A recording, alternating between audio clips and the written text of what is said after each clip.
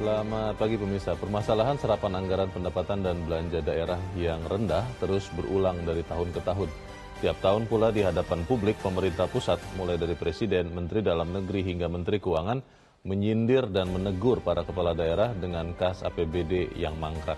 Jelang akhir tahun ini juga tidak terlewat, Presiden Joko Widodo dalam Rakor Investasi Nasional 2022 gusar oleh perilaku serapan belanja di daerah. Para kepala daerah yang bersangkutan dinilainya telah menyia-nyiakan dana asing yang susah payah diperoleh. Dana yang seharusnya dipakai untuk memacu perekonomian di daerah malah mandek di rekening kas Pemda. Presiden merujuk pada data jumlah kas APBD yang tahun lalu ada di kisaran 220 triliun rupiah. Pada akhir tahun ini jumlahnya masih sekitar 278 triliun rupiah. Pemirsa, nilai editorial Media Indonesia di hari ini Jumat 2 Desember 2022 dengan tema penyakit kronis serapan APBD bersama saya Donald Samosir, dan editorial Media Indonesia ini juga dapat Anda simak melalui MG Radio Network di frekuensi 94,7 FM di kawasan Jakarta dan sekitarnya.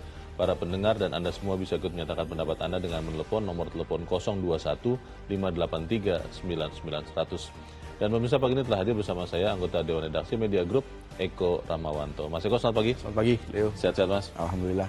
Kita akan bicara soal uang daerah atau uang pusat ini ya. Kita akan bahas itu, tapi sebelumnya kita lihat dulu ada beberapa berita yang diperhatikan Media Indonesia. Yang pertama, ini headline Media Indonesia untuk hari ini, senapas dengan editorial perencanaan kunci penyerapan anggaran. Nah, ini menarik juga ini Mas Eko, apa benar begitu? Karena sering terjadi kan yang direncanakan sama yang terrealisasi itu bisa jauh beda banget. Bagaimana, Mas? Ya, sebetulnya perencanaannya harus dimulai dari tingkat pusat ya, melalui Kementerian, PPN atau Bappenas dalam bentuk rencana pembangunan jangka menengah nasional. Kemudian diterjemahkan di perencanaan daerah, jangka panjang daerah dan jangka menengah. Nah, ini yang kemudian diimplementasikan di daerah. Jadi harus ada dari pusat ke daerah itu harus sinkron gitu ya. Sekarang kalau kita melihat kan ada beberapa yang tidak sinkron. Kedua, terkait dengan perencanaan yang kurang baik itu juga terkait dengan kepala daerah di masing-masing daerah. Ada yang malas, ada yang biasa-biasa saja, ada yang aktif, ada yang cepat bergerak. Ini kan tergantung kepala daerah masing-masing. Jadi kepala daerah yang malas, kepala daerah yang kerjanya biasa-biasa saja, ini kalau dia mau maju lagi di periode kedua nanti, ya jangan dipilih lagi begitu. Ini orang-orang seperti itu kan harusnya sudah tidak layak lagi untuk memimpin daerah. Tapi banyak faktor yang kemudian ini terus berulang setiap tahun. Saya masih ingat juga di tahun lalu juga di forum ini kita juga bicara masalah ini. Jadi ini terus berulang terus. Jadi memang tidak ada kemajuan yang berarti meskipun sudah banyak yang menyindir, sudah banyak yang memberitahu, bahkan mau ada sanksi dan lain-lain. Sepertinya ini akan berulang-ulang terus. Ya, mungkin karena tadi itu ya yang terakhir Mas Eko katakan, katanya mau ada sanksi tapi tidak dijatuhkan. Jelaskan, juga. Ya sudah, orang jadi tenang-tenang saja. Tapi kita akan bahas itu nanti lebih jauh di editorial ya Mas Eko. Kita tinggalkan berita itu dulu pemirsa, kita ke berita selanjutnya di halaman 2. Ini terkait dengan gempa Cianjur. Pembangunan rumah di lahan relokasi dikebut, maksudnya dipercepat. Ini pembangunan rumah dikebut itu artinya memenuhi standar keamanan atau nanti bagaimana nih Mas Eko? Karena kan yang dikebut itu kan biasanya nanti bisa bahaya tuh. Bagaimana Mas? Betul. Jadi tim ini sama dengan tim yang mengerjakan di daerah Lumajang, Jawa Timur. 2000 unit waktu itu di Lumajang. Saat itu juga terjadi hal yang sama. Nah sekarang di Cianjur, memang yang kita harus tahu apakah ini betul tahan gempa atau tidak. Karena kita melihat kontur tanah di sana, di daerah-daerah yang dibangun, maupun yang terkena kemarin gempa itu juga terlalu lentur, itu terlalu tanah lembek. Lepas ya katanya. Ya betul, jadi itu mungkin harus dipikirkan. Tapi yang paling penting menurut saya mereka jangan sampai protes. Maksudnya begini, kita tahu bahwa banyak juga rumah-rumah yang hancur, yang roboh dan lain-lain, itu luas tanahnya bisa 100-200 meter. Ini kan sekarang kan dibangun 200 unit dengan tipe 36, artinya luas tanahnya cuma 60. Memang akan lebih mengecil, cuma itu kan solusi yang pemerintah yang akan ditempuh saat ini. Jadi ini memang tidak akan sesuai dengan masyarakat. Tapi kan yang paling penting sekarang berdiri dulu rumah. Tentu karena sekarang banyak juga yang berada di tenda-tenda, Leo. Ya, kita harap memang mempercepat pembangunan rumah di lahan relokasi ini ya tetap dalam koridor menjaga keamanan bangunannya ya, Mas Eko. Betul, ya. Jangan kemudian hanya karena mau mempercepat malah nanti ada masalah baru ketika standar keamanannya tidak diperhatikan. Kita ikuti nanti perkembangannya seperti apa. Kita ke berita selanjutnya di halaman 3 di kolom politik dan hukum. Ini dari kasus Unila ini menarik nih Mas Eko, ternyata ada beberapa nama yang terkenal yang disebut-sebut nih. Ini sekarang judul beritanya adalah peran Utut Adianto pada kasus Unila didalami. Ini KPK membuka peluang menghadirkan anggota DPR dari fraksi PDI Perjuangan Utut Adianto karena disebut ikut menitipkan calon mahasiswa. Tapi sebetulnya kan bukan hanya nama ini yang disebut-sebut ya. Ada beberapa nama terkenal lain. Ini berarti menarik sekali. Ini Unila ini bagaimana Mas Eko? Ya menarik karena setelah didalami, diperiksa rektor dan lain-lain, itu ada beberapa tokoh terkenal yang kemudian menitipkan hal itu. Tapi sebenarnya praktek seperti ini sudah lama terjadi, bahkan di beberapa universitas yang punya nama begitu ya. Memang gongnya ada di sini di Unila ini. Jadi ini kasus yang kemudian meledak di Unila. Nah, yang menarik mungkin adalah tokoh-tokoh yang menitip di sana. Tentu KPK harus mendalami itu, apakah betul atau tidak. Kalau kita melihat kemarin katanya ada titipan dari Menteri Perdagangan Zulkifli Hasan, keponakannya, kemudian dibantah. Nah ini kan harus ada klarifikasi dari KPK, betul nggak mereka-mereka ini menitip atau tidak. Jadi biar clear juga. Nanti tentu harus dibuka seterangnya. Kalau kita melihat ini kan baru disebut ikut menitipkan calon kan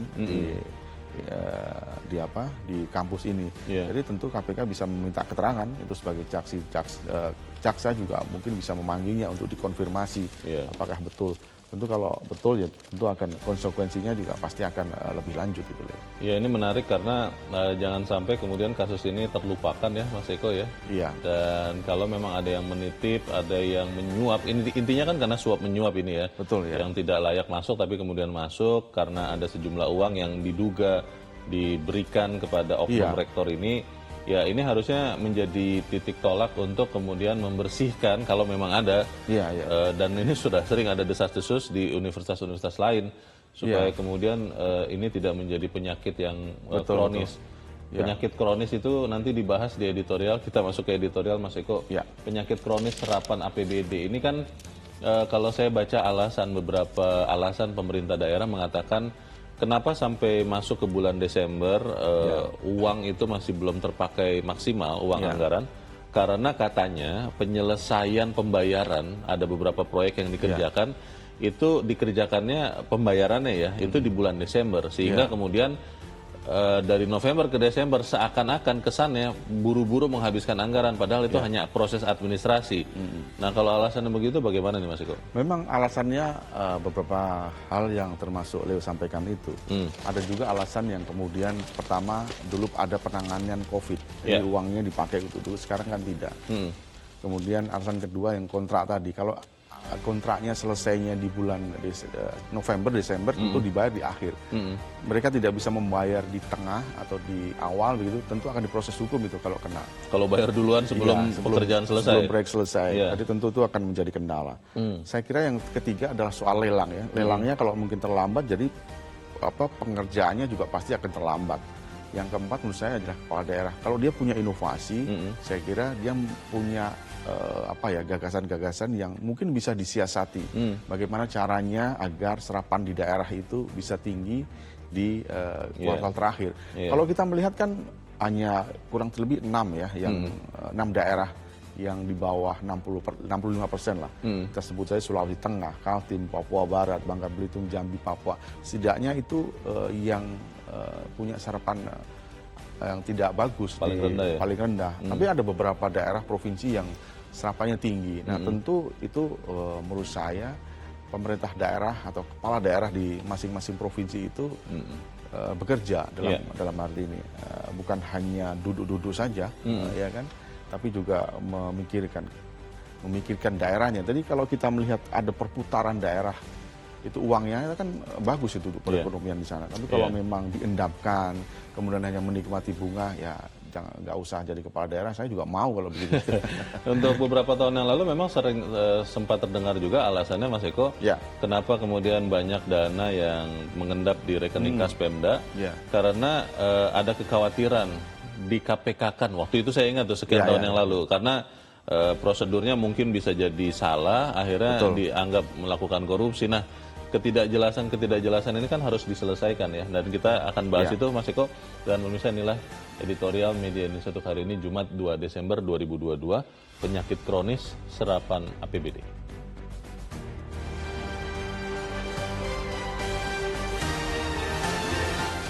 Penyakit kronis serapan APBD.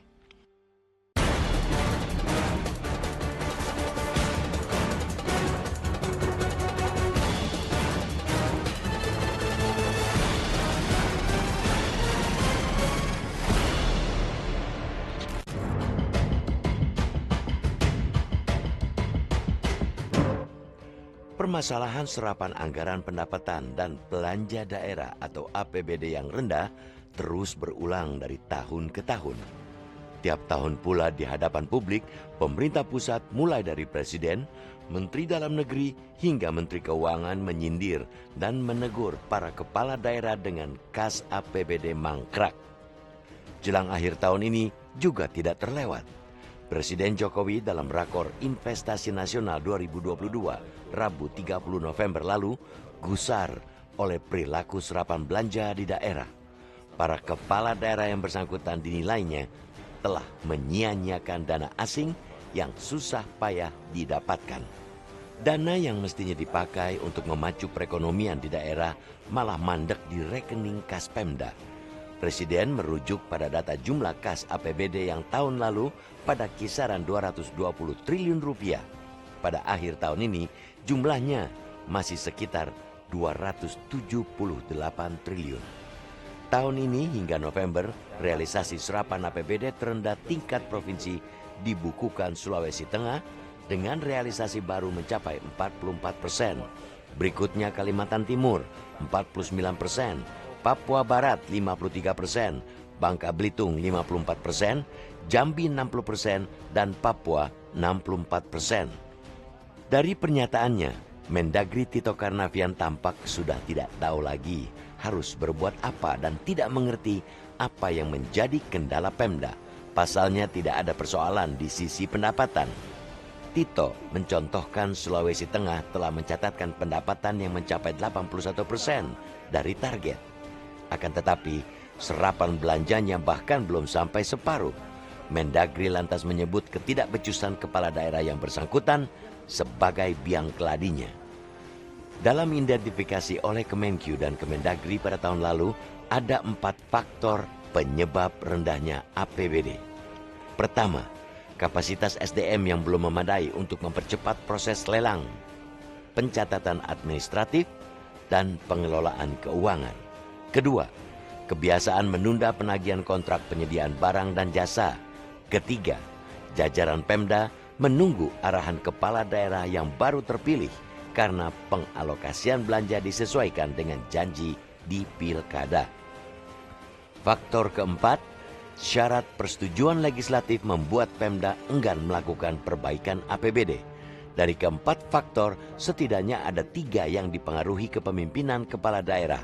Maka tidak keliru bila Mendagri menyoroti ketidakmampuan kepala daerah. Meski begitu, pemerintah pusat seolah tidak berdaya mengatasi persoalan serapan rendah yang sudah menjadi penyakit kronis pengelolaan APBD. Ancaman pengenaan sanksi sering dilontarkan, namun tidak ada realisasi penerapannya. Alih-alih mengajak warga tidak memilih kepala daerah yang dinilai gagal mengelola APBD, pemerintah pusat sebaiknya fokus pada penerapan sanksi yang menjerakan. Misalnya, pemangkasan dana transfer daerah di tahun anggaran berikutnya. Bila sanksi itu yang dipakai, perlu dipertimbangkan menunda pemangkasan jika di tahun itu terpilih kepala daerah baru. Tentu tidak adil membebankan kesalahan kepala daerah sebelumnya kepada yang baru. Pemerintah pusat juga sebaiknya menilai pelaksanaan APBD dari sisi realisasi program. Sangat tidak tepat memvonis belanja tidak tercapai ketika pada kenyataannya terjadi penghematan anggaran pada program yang terrealisasi sesuai spesifikasi. Untuk mengatasi persoalan yang sistemik, daerah yang berturut-turut menunjukkan serapan rendah harus dicermati. Contohnya Papua, Papua Barat, dan Jambi yang realisasi belanjanya tahun lalu juga tergolong rendah. Mereka mungkin perlu pendampingan yang intensif dari pusat. Jangan biarkan dana APBD mangkrak akibat ketidakbecusan kepala daerah, apalagi yang disengaja demi keuntungan pribadi atau golongan. APBD harus dipastikan penggunaannya berjalan secara optimal untuk kepentingan dan kesejahteraan rakyat.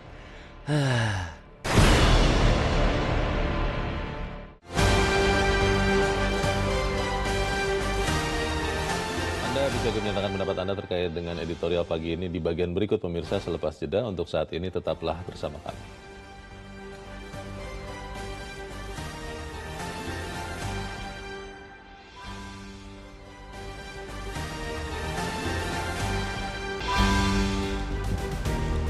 Terima kasih pemirsa, Anda masih bersama kami di Editorial Media Indonesia. Dan Mas Eko, sebelum kita berdiskusi Mas, kita mau bertanya juga. Kita sudah tersambung lewat saluran telepon dengan mantan Dirjen Otonomi Daerah Kementerian Dalam Negeri, Jo Hermansyah Johan. Prof. Jo, selamat pagi. Pagi Bang Leo ya. Ya, Prof. Jo, kita lihat bahwa setiap tahun selalu ada masalah soal serapan anggaran daerah. Terakhir Presiden menegur, mengatakan bahwa kita sudah susah payah nih menarik dana asing untuk masuk, tapi ketika sudah masuk kok seperti ini penyerapannya. Pertanyaannya adalah, apakah memang semata-mata penyerapan yang rendah ini karena kekurangan kapasitas dari kepala atau pemerintah daerah, atau memang ada aturan yang harus diubah supaya kemudian proses penyerapan ini bisa dipercepat? Katakanlah misalnya begini Prof. Jo, kalau saya berpikir, kalau memang mau mempercepat proses, ya saya tenderkan untuk proyek tahun depan di tahun ini. Nah, masalahnya apakah aturan seperti itu bisa? Bagaimana, Prof? Ya nggak bisa, karena aturan mainnya kan harus pada tahun anggaran yang berjalan. Jadi anggarannya harus keluar dulu, sudah tahu, baru bisa ada kegiatan tender kan. Nah, kalau kita misalnya melakukannya di tahun yang sebelumnya, itu belum ada angka berapa anggarannya untuk pengadaan barang dan jasa dan sebagainya itu. Nah, jadi ada aturan-aturan yang paling tidak, kalau tidak pada tahun anggaran yang sebelum itu, tapi pada awal-awal tahun anggaran berjalan. Nah, mekanisme yang ada tidak mendukung itu, ya. Bahkan juga petunjuk-petunjuk pelaksanaan juknis dari pusat itu turunnya juga udah jauh melampaui batas waktu. Kadang-kadang bulan 4, bulan 5 ya baru turun di katalog untuk lelang ya, itu juga bulan 4, bulan 5 baru turun ya. Nah, jadi ada hal-hal di pusat yang nampaknya rutinitas pusat ini juga harus diubah dengan perbaikan kebijakan. Jadi ada hal kurang di daerah, kepemimpinan atau leadershipnya kepala daerah, plus soal aparat yang masih kurang punya kemampuan, tapi bisa diatasi juga di nasionalnya, di pusatnya gitu loh, Bang. Prof. Jo, untuk ini di dalam memperbaiki proses itu. Baik. Prof. Jo, di dalam editorial dikatakan ada identifikasi Kementerian Keuangan dan Kementerian Dalam Negeri. Ada 4 faktor yang menyebabkan rendahnya serapan APBD. Katanya ada kurangnya kapasitas SDM untuk mempercepat proses lelang. Lalu kebiasaan menunda penagihan kontrak penyediaan barang jasa. Yang ketiga, jajaran Pemda menunggu arahan kepala daerah yang baru terpilih, karena alokasi belanja disesuaikan dengan janji-janji pilkada. Yang keempat katanya syarat persetujuan legislatif membuat Pemda enggan memperbaiki APBD. Nah ini bagaimana nih? Apakah memang sama sekali tidak bisa diubah kondisi ini, Prof? Oh iya, saya kira kita bisa lakukan perbaikan, perubahan. Dan tapi itu juga faktor-faktor itu kan tidak tiap tahun. Misalnya soal penundaan karena ada pemilihan kepala daerah. Nah tahun ini 2022 mana ada pilkada? Tidak ada pilkada. Ya kan? di Indonesia 101 pilkada ditiadakan di tahun 2022. Kenapa juga jadi 278 T itu mengendap di kas daerah? Jadi itu contohnya analisis itu juga tidak akurat itu. Oh, Prof, ada juga yang mengatakan begini, sebetulnya angka 278 triliun ini di Desember yang kita sudah masuki bulannya sekarang ini akan berkurang signifikan karena banyak proyek pengerjaan yang penyelesaian administrasinya atau pembayarannya itu dibayarkan di bulan ini, sehingga nanti kita akan lihat angka yang berbeda di akhir Desember. Cuma kan akhirnya kita berpikir, oh gara-gara ini ya mau menghabiskan anggaran, karena kalau anggaran tidak habis tahun depan dipangkas, biasanya begitu. Yang betul itu sebetulnya yang mana, Prof? Iya, jadi gini, memang ada kecenderungan kontraktor itu baru beres pembayarannya di akhir tahun itu. Di bulan Desember ini, ya itu yang gejala umum lah hampir saja di semua daerah kayak gitu, Pemda-Pemda. Nah, jadi kontraktor dan Pemda ini relasinya seperti itu. Nah, jadi saya optimis juga nih di Desember ini akan ada perubahan angka yang signifikan ya, karena baru dibayarkan cair pada akhir kontrak itu. Itu pola-pola dalam pekerjaan yang seperti itu yang mungkin juga harus ada cara-cara untuk mengontrol dan mengendalikan. Yang ngapain kok harus akhir tahun sih? Kenapa kok tidak pada awal-awal, tengah-tengah, dan kemudian baru terakhir nanti sisanya, misalnya seperti itu. Itu juga harus ada intervensi, terobosan dan perbaikan juga supaya jangan kita tiba-tiba kaget dengan 278T. Nah, tahun depan nih, Bang Leo, saya khawatir ini tahun politik kan 2023, angka itu bahkan mungkin lebih bisa tembus 300T. Ya, ini estimasi saya karena Pemda-Pemda daerah sibuk dengan urusan politik. Kalau udah politik, nomor satu yang lain urusannya belakangan, termasuk urusan belanja-belanja, pengadaan barang dan jasa itu jadi terkepinggirkan. Nah, ini kita harus serius ini mencegah itulah, katakanlah dengan permintaan Presiden ini ke depan, dengan jangan rutinitas, buat terobosan, lakukan sanksi betul-betul, jangan juga cuma ngomong aja sanksi tapi dalam praktek tidak dijalankan.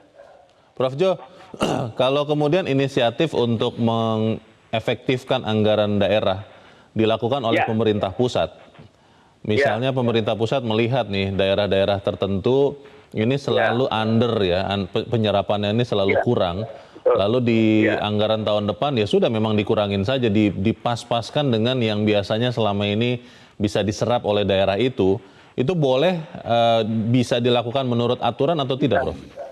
Bisa aja.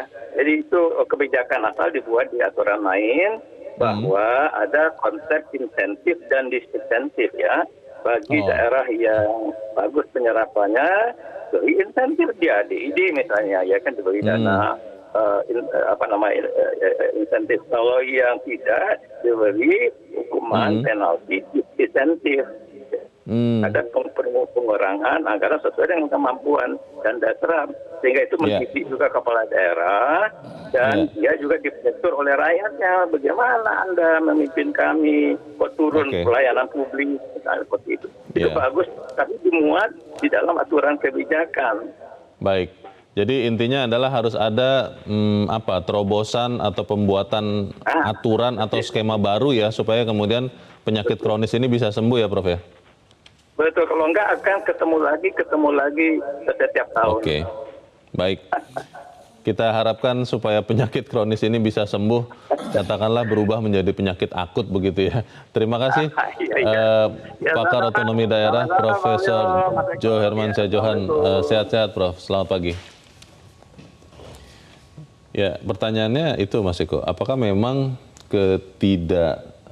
bahasa editorial itu ketidakbecusan, ketidaksanggupan dari kepala daerah semata yang membuat penyerapan anggaran ini menjadi rendah sampai akhir tahun, atau memang karena sistemnya memang membuatnya seperti itu. Yang tadi saya tanyakan, kalau saya jadi kepala daerah, saya mau mempercepat proses, saya mulai tendernya sekarang bulan Desember untuk tahun depan, saya kena aturan kan, saya melanggar. Iya betul, pasti akan juga bisa diproses hukum gitu, karena memang harusnya tahun berjalan itu. Tapi memang kalau saya sih harus melibatkan yang namanya Bappenas ya. Proyeknya dalam bentuk rencana pembangunan jangka menengah nasional, kemudian diimplementasikan ke daerah. Jadi harus selaras itu. Kemudian diajak berembuk juga apa yang harus dilakukan oleh daerah, harus sinkron dengan pemerintah pusat. Jadi apa yang dilakukan, dibicarakan sama Prof. Jo tadi memang betul adanya. Jadi pemerintah daerah juga kadang-kadang juga ambigu juga, takut juga. Dengan segera menyelesaikan persoalan-persoalan itu termasuk penyerapan anggaran. Kalau kita lihat tadi apa yang dibicarakan e-katalog misalkan baru terbit April Mei begitu, tentu proses lelangnya juga setelah itu kan. Tentu proyeknya misalkan berjalan sekitar 9 bulan, 8 bulan misalnya, akhirnya kan sampai akhir bulan. Ketika sampai akhir bulan, otomatis pembayarannya juga di akhir bulan. Penyerapan anggarannya pasti juga akan terhambat. Ya pertanyaannya kan begini, Mas Eko. Setiap tahun kan kita tahu ada musyawarah perencanaan pembangunan ya. Betul ya. Ada di daerah, ada nasional. Apakah memang acara-acara itu hanya sekedar seremoni saja yang tidak benar-benar efektif untuk menepatkan kebutuhan daerah dengan selaras rencana pembangunan nasional pusat, atau memang ya harus lebih diefektifkan lagi? Seharusnya tidak, tapi faktanya iya. Jadi memang kalau ini terus berulang, seperti yang ditulis di editorial adalah penyakit kronis, jadi tahun ke tahun ya seperti itu, seperti ini terus. Jadi kalau tidak ada perubahan, ya pasti akan terjadi lagi tahun depan. Apa yang dikeluhkan tadi oleh Prof. Jo bahwa tahun depan bisa 300 triliun misalkan, bisa saja terjadi karena tahun depan juga sudah mulai tahun politik yang semua kepala daerah di masing-masing tempatnya itu pasti akan memikirkan calonnya, ya kan, apa yang didukung. Jadi rencana-rencana pembangunan yang ada di daerahnya pasti akan agak terbengkalai nih kalau dia memang kepala daerahnya itu betul-betul membela partainya masing-masing. Berarti itu kendala itu tadi. Kalau begitu Mas Eko, apakah memang akhirnya kita tinggal pasrah saja, tinggal menerima saja kondisi bahwa memang serapan anggaran ini sebenarnya kan bukan hanya daerah ya, anggaran pusat juga sering kita lihat di dalam tanda petik habisnya itu menjelang akhir tahun, benar-benar last minute, last days di akhir Desember. Itu akhirnya jadi fakta yang kita terima saja, tidak bisa kita ubah sama sekali. Atau sebenarnya kalau kita mau bisa kita ubah? Kita bisa ubah, dan tentu kuncinya yang paling terakhir adalah sanksi itu, apa yang dibicarakan oleh Kementerian Ekonomi. Tapi sanksi itu kan kita nggak tahu apa. Jangan hanya kertak sambal saja, kemudian nanti seperti itu terulang kembali. Kalau memang terjadi seperti itu bisa aja mungkin dikurangin atau alihkan ke yang lain mungkin. Nah itu jangan sampai kemudian hanya teori tapi prakteknya sama saja. Gitu. Baik, bagaimana kita mencari tahu juga dari pemirsa kita nanti seperti apa bisa memperbaiki penyakit kronis serapan APBD ini, akan kita lanjutkan di bagian berikut. Mas Eko dan pemirsa tetap bersama kami, Editorial Media Indonesia segera kembali.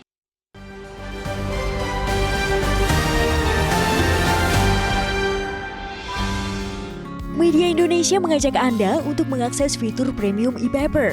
Dengan sajian konten berbasis intelektual dan meneguhkan kebangsaan, Media Indonesia tampil dengan lebih dinamis melalui e-paper Media Indonesia yang dapat Anda akses kapan saja, di mana saja. Caranya mudah, download aplikasi Media Indonesia di Android atau ketik link e-paper.mediaindonesia.com atau bisa scan QR Code pada layar kaca Anda. Klik tab e-paper di bagian samping layar tablet Anda, daftarkan data diri, serta pilih paket berlangganan e-paper Media Indonesia sesuai dengan kebutuhan Anda. Nikmati juga bonus spesial tambahan 4 halaman rubrik fokus setiap hari. Semua bisa Anda dapatkan hanya di e-paper Media Indonesia.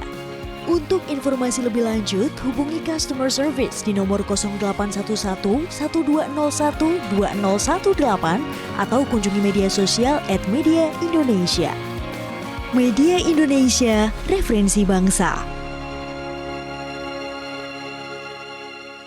Terima kasih pemirsa, Anda masih bersama kami di Editorial Media Indonesia, dan sekarang kita mau mendengarkan suara pemirsa Metro TV. Mas Eko, kita mau mendengarkan pendapat dari pemirsa Metro TV di Batam, Kepulauan Riau. Ada Pak John Veto. Pak John, selamat pagi. Selamat pagi, Bung Leo. Selamat pagi, Mas Eko. Salam sehat selalu. Salam sehat. Bagaimana Pak John? Ini kita lihat setiap tahun ya terjadi serapan anggaran itu relatif pelan dan mungkin nanti di akhir Desember kita lihat tiba-tiba menjelang 100% begitu habisnya. Bagaimana kalau menurut Anda ini? Jadi saya ini bukan penyakit penyakit kronis lagi kalau saya tengok ini. Karena nilainya ini kan 2 takkan terserap sampai apa takkan terserap karena ini waktunya kan singkat. Dia begini. Ini ada 6 provinsi yang dia bahkan ada. Tapi saya tidak ahli ekonomi Mas Lulu, tapi saya tengok saya sudah dapat selentingan juga di KP itu ada daerah yang defisit. Ada lagi daerahnya anggaran tak dipakai. Jadi kalau saya cermati ini nawaitunya, Bang. Nawaitu kepala daerahnya. Coba bayangkan, niat baik kita 2 tahun 8 bulan kena corona, seharusnya ini kan udah ada dulu. Cobalah inovatif, kata dia kan penyerapan anggaran itu bikinlah namanya kayak program bagaimana masyarakat itu bisa bekerja, bisa dapat duit kan gitu, padat karya gitu kan. Jadi bingung juga ada nilainya 278 T. Coba, oke lah terserap lah agak sebulan bulan akhir ini. Paling terserapnya 78 T itu. Pasti numpuk lagi.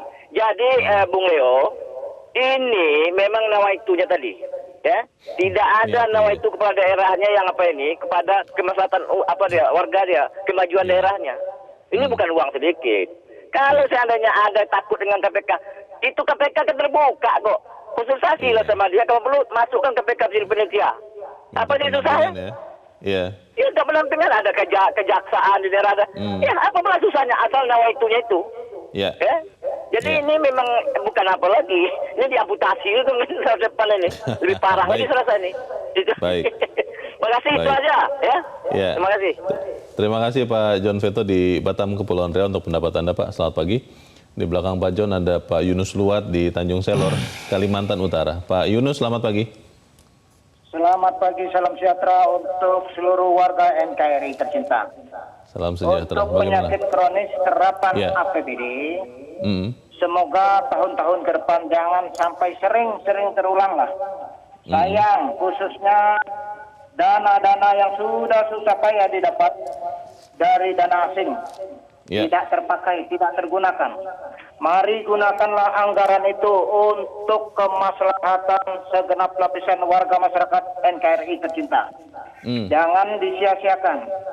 Program sesuai dan laksanakan.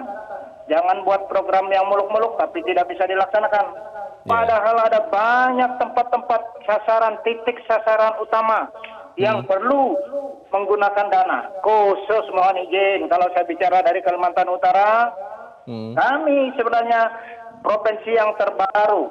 Mohon supaya dikasih ke daerah lah. Karena serapan anggaran kita di daerah ini cukup tinggi juga.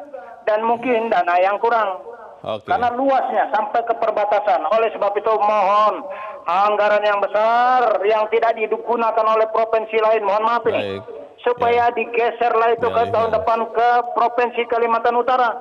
Kita buktikan kita bisa menggunakan anggaran untuk kebaikan. Mendukung pembangunan IKN ke depan. Terima kasih. Salam sehat selalu. Panjang umur untuk kita semua. Tuhan berkati. Baik. Kita berterima kasih untuk Pak Yunus Luat di Tanjung Selor, Kalimantan Utara. Selamat pagi. Di belakang Pak Yunus ada Ibu Ong Meihua di kawasan Pejaten, Jakarta. Ibu Ong, selamat pagi. Selamat pagi Bang Leo, selamat pagi Mas Eko. Assalamualaikum warahmatullahi wabarakatuh. Waalaikumsalam. Ibu Ong, bagaimana Bu? Ini bisa menyembuhkan tidak kira-kira kita penyakit kronis serapan anggaran ini Bu? Iya. Inilah ketidakbecusan Bang Leo, kepala daerah tidak mengelola serapan daerah ini. Kan banyak Bang Leo, pembangunan di daerah, padat karya juga agar masyarakat punya pencarian. Nah tapi kalau kepala daerahnya tidak punya inisiatif, malas, akhirnya dana itu mangkrak Bang. Suamiku juga kepala dinas dulu. Jadi anggaran itu sebelum hangus pasti dianggarkan untuk anggaran sampai dengan Desember Bang. Tapi kalau kepala daerah tidak punya inisiatif, uang disimpan di bank atau nanti hangus. Nah ini lalu nanti terjadilah OTT dan sebagainya. Siapa yang memakai dana ini Bang? Oke. Banyak kok Bang Leo, pembangunan di daerah untuk jalan, untuk kesehatan, untuk kesejahteraan buruh, banyak Bang. Tetapi kepala daerah ini punya inisiatif nggak? Tadi kata Bang Leo apa? Kepala daerah ini tidak becus. Nah, mungkin tuh kata Oke. Bapak, mungkin. Gitu aja. Semoga kepala daerah juga berinisiatif. Jangan sampai dana asing ini mangkrak, sayang. Lalu Presiden kan mengatakan Ya. sangat disayangkan, dana itu banyak Bang kalau di daerah untuk pembangunan supaya daerahnya maju. Gitu aja. Assalamualaikum warahmatullahi wabarakatuh. Waalaikumsalam warahmatullahi wabarakatuh. Terima kasih Ibu Ong Mehwa di kawasan Pejaten, Jakarta untuk pendapat Ibu. Selamat pagi. Pertanyaannya itu loh Mas Eko, apakah memang ini memang harus dicari tahu lebih dalam lagi ya? Apakah penyebab 278 triliun masih mengendap di rekening Pemda di bank-bank daerah ini? Itu memang karena mayoritas ketidakcakapan kepala daerah atau bahasa editorial ketidakbecusan, atau memang karena ya penganggarannya dari awal itu memang kurang tepat begitu. Jadi ketika mau menjelang mengeksekusi, ya akhirnya seakan-akan tidak terserap begitu. Ya tidak semua kepala daerah itu tidak cakap. Kalau kita bicara dengan data kan baru cuma 6 ya, Sulawesi Tengah, Kaltim, Papua Barat, Bangka Belitung, Jambi dan Papua. Artinya memang di daerah itu yang serapan anggarannya di bawah 65%. Nah, yang lain-lain itu kan sudah bagus, ada Jawa Timur, Jawa Barat dan lain-lain, itu kan bagus. Artinya memang kepala daerah di sana juga berkompeten. Jadi tidak bisa kita mengeneralisir kepala daerah tidak kompeten. Yang kedua tentu apa yang dibicarakan Leo tadi juga betul. Jadi anggaran-anggaran itu biasanya dibayarkan di akhir tahun. Benar-benar di bulan Desember ya? Betul. Jadi memang biasanya harus disisakan sekitar 10%. Kenapa? Karena di tahun depan di bulan Januari, Februari itu kalau misalkan ada dana transfer terlambat kan bisa untuk membayar gaji dan lain-lain. Air, kalau benar-benar nol itu tidak ada dana lagi ya? Betul. Jadi itu yang harus dilakukan sebetulnya. Jadi kita tidak bisa mengharapkan juga 100%. 90% itu sudah bagus itu. Jadi sisa 10% itu kan bisa dipergunakan di tahun depan untuk di bulan Januari Februari. Faktor pelaksana apa istilahnya? Pelaksana tugas atau penjabat kepala daerah yang sekarang kan banyak sekali daerah menjelang 2024 menunggu pilkada serentak itu dipimpin oleh bukan pejabat definitif. Itu berpengaruh juga tidak kira-kira terhadap rendahnya serapan anggaran ini, Mas? Kita ambil contoh misalkan di DKI, PJ penjabat itu sebetulnya selevel dengan gubernur. Jadi dia bisa melakukan apapun seperti yang gubernur definitif. Sama saja ya? Sama saja. Lihat kita, Pak Heru juga bisa melakukan apa saja. Dia bisa memindahkan orang yang lain-lain karena memang sekarang diberi waktu yang agak lama. Kalau mungkin dulu PJ atau pejabat sementara itu kan hanya beberapa bulan. Nah sekarang karena tidak ada pilkada di 2022 dan 2003, serentak di 2024, waktunya kan panjang ya. Jadi seharusnya tidak ada alasan lagi seperti yang dibicarakan itu bahwa menunggu kepala daerah yang definitif. Karena di dalam yang tadi sudah Mas Eko juga beberapa kali sebutkan kan, itu ada beberapa provinsi yang dipimpin penjabat itu ya, bukan pejabat definitif itu. Betul, iya. Nah kalau melihat ini, apakah kemudian benar-benar tadi kan Prof. Jo mengatakan buatlah terobosan. Tapi kan terobosan ini kalau tidak sesuai peraturan, itu bisa kena BPK, BPKP, dan yang paling mengerikan kena KPK. Betul. Inisiatif memperbaiki, mempercepat, tapi tidak sesuai aturan, ternyata kemudian perhitungannya agak meleset, niatnya baik, tapi yang akhirnya terjeblos ke KPK, kepala daerahnya. Bagaimana tuh, Mas? Ya sebetulnya kalau kita melihat dari pernyataan beberapa petinggi kita ya, dari mulai presiden dulu, bahkan Pak JK juga pernah mengatakan bahwa sebetulnya kalau kebijakan itu tidak bisa dipidana kok. Kebijakannya ya? Iya, artinya kan kalau semua takut karena kebijakannya nanti bisa dipidana, nah ini pembangunan nggak jalan, Leo. Betul. Ya, ini makanya harus ada terobosan-terobosan yang kemudian harus diimplementasikan. Jangan sampai kemudian hanya karena kebijakan kemudian dipidana. Saya kira KPK, Kejaksaan Agung, polisi harus tahu. Itu mungkin saya kira juga tahu. Cuma yang menjadi pidana kan karena memang ada suap di sana, ada penggelapan di sana, ada kemudian membayar fee ke kontrak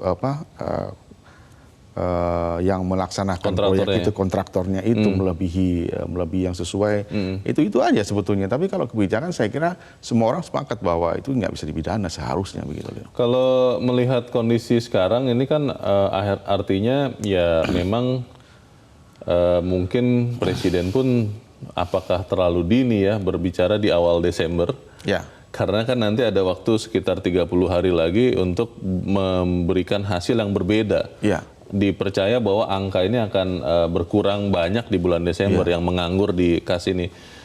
Mungkin harus diubah juga menilainya itu ya benar-benar sepekan menjelang akhir Desember tahun berjalan. Bagaimana Mas Eko? Saya setuju itu. Jadi tahun lalu pun demikian. Jadi tahun lalu juga Presiden maupun Kemendagri juga dalam istilahnya dengan woro-woro memberikan warning gitu, memperingatkan gitu. Itu juga di bulan-bulan seperti ini. Karena kan dia pasti Presiden mempertanyakan kepada Menteri Keuangan serapan anggaran di daerah masing-masing itu sampai sekarang berapa. Nah, kemudian kan dijawablah Menteri Keuangan di daerah ini sekian-sekian. Dan itu yang menjadi dasar Presiden kemudian memberikan pernyataan di bulan November ini. Kita akan lanjutkan selepas jeda, Mas Eko dan pemirsa tetap bersama kami. Editorial Media Indonesia segera kembali.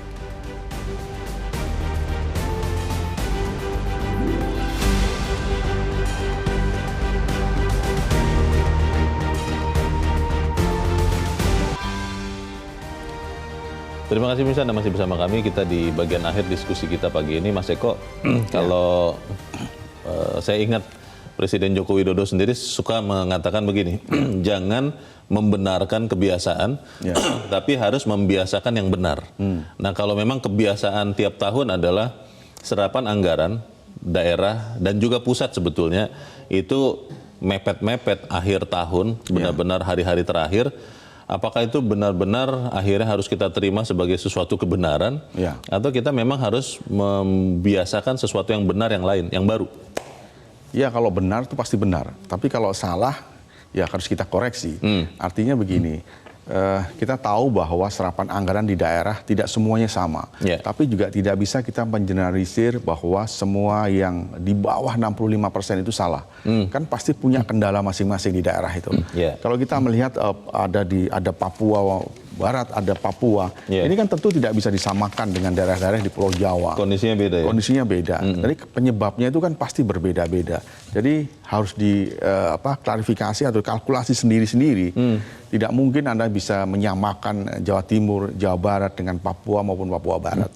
Tapi bahwa penyerapan anggaran di daerah itu harus maksimal, minimal 90% di akhir tahun itu harus. Kenapa? Karena memang perekonomian daerah harus berputar. Kita tahu bahwa juga defisit anggaran kita juga dimanapun sekarang juga lagi melemah, lagi susah. Bukan di Indonesia, tapi di negara-negara lain kan juga itu juga terjadi. Jadi itu juga harus menjadi acuan, Leo. Jangan hanya bisa menyalahkan daerah, tapi pemerintah pusat juga tidak bisa memberi solusi yang bagus. Tapi kalau untuk kepala daerah yang memang ya ini bukan hanya setahun, 2 tahun, tapi sudah sekian tahun melakukan hal yang sama. Kan kita akhirnya harus jujur juga mengatakan, wah ini memang tidak mampu nih. Tidak mampu ini kan bisa 2 hal. Memang benar-benar kapasitas intelektualnya mungkin kurang begitu, atau memang tidak mau karena ada motif politik di baliknya. Nah, untuk orang-orang seperti ini, apakah rakyat bisa dalam tanda petik menghukumnya? Kepala daerah yang maju untuk pertama kalinya, saya kira 1-6 bulan dia memang harus belajar dulu. Tapi ketika 7 bulan sampai di akhir masa jabatannya dia sudah tidak belajar, di action.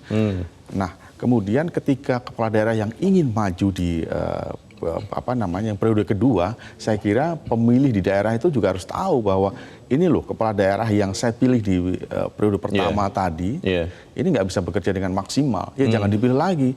Kalau Anda memilih lagi orang-orang itu yang tidak bisa bekerja, sama aja. Gitu kan, artinya banyak pemimpin daerah yang kemudian bagus, kemudian masuk ke tingkat provinsi, bahkan kemudian masuk ke pusat, kemudian menjadi menteri dan lain-lain. Itu kan contoh sebetulnya. Tapi ada juga kepala daerah yang hanya bekerja begitu-gitu aja, tidak mengerti karena memang tidak berlatar belakang, mungkin SDM-nya pas-pasan begitu kan. akhirnya ya pekerjaannya ya begitu-gitu aja, Leo. Kalau untuk kita semua rakyat yang ingin dalam tanda petik mengoreksi, Mas, Ya. kan tidak semua juga masyarakat yang tiap hari bisa tahu kinerja pemerintah daerahnya, termasuk soal anggaran ini. Kalau pemerintah pusat tidak sebutkan tadi yang sudah disebutkan Mas Eko, ada beberapa provinsi yang rendah serapannya kan tidak tahu juga. Betul. Nah, bagaimana kita benar-benar nanti, ini kan 2024 mumpung kita bisa memilih, merestart lagi dari awal kan. Bagaimana kita bisa mempersiapkan diri supaya kepala-kepala daerah yang memang benar-benar tidak becus, ya jangan dipilih lagi. Atau jangan dipilih kalau memang baru pertama kali. Iya betul, kalau baru pertama kali ya tentu kita berharap melek edukasi tentang politik ya di daerah-daerah itu. Kalau kita melihat kan sekarang banyak juga kepala daerah yang bagus. Jadi harus melihat kalau di periode kedua dia mau mencalonkan diri, ada juga calon yang lain yang lebih bagus, ya patut dicoba juga. Jangan sampai kemudian memilih itu lagi, hasilnya kan pasti bisa diduga. Tapi kalau memilih calon yang lain yang mungkin kita bisa melihat track recordnya bagus, siapa tahu dia bisa menjadi kepala daerah yang bagus. Oh sekarang di banyak daerah, bukan yang di Pulau Jawa, tapi di beberapa daerah di luar Pulau Jawa banyak kepala daerah yang bagus deh. Pemangkasan anggaran disebut-sebut sebagai salah satu solusi yang mungkin bisa dicoba. Tapi kan sampai 2024 kan banyak daerah yang memang dipimpin penjabat. Kalau kemudian itu dilakukan pemangkasan karena kinerja mereka, padahal nanti di 2024 orang lain yang terpilih, bagaimana itu Mas? Ya saya kira kita harus melihat bahwa di daerah satu dan di daerah lain itu punya anggaran yang berbeda-beda. Bisa mereka bisa menghitung. Jadi jangan sampai kemudian hanya karena kesalahan kepala daerah, kemudian kita pangkas habis begitu. Artinya kalaupun dipangkas 10% sih oke lah ya. Kalau dari lebih dari itu saya kira itu pasti akan menjerit. Karena kepala daerah di daerah masing-masing kan juga punya bagian ya. Dari apa namanya keuntungan dalam istilahnya. Pembagian negara itu dialokasikan ke daerah. Ini peringatan untuk kita semua dan kita harapkan supaya penyakit ini bisa sembuh ya, Mas Eko ya. Betul ya. Baik, kita tunggu nanti. Mas Eko Ramawanto, terima kasih sudah di tempat ini. Sama-sama, Mas.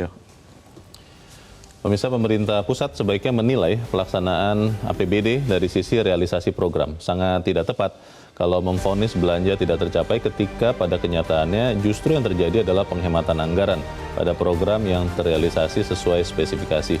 Jangan biarkan dana APBD ini mangkrak karena ketidakbecusan kepala daerah, apalagi yang disengaja demi keuntungan pribadi atau golongan. APBD harus dipastikan penggunaannya optimal untuk kepentingan kesejahteraan rakyat. Saya Leona Samosir berterima kasih Anda sudah menyimak editorial Media Indonesia untuk pagi ini. Tetap jaga kesehatan Anda. Selamat pagi, sampai jumpa.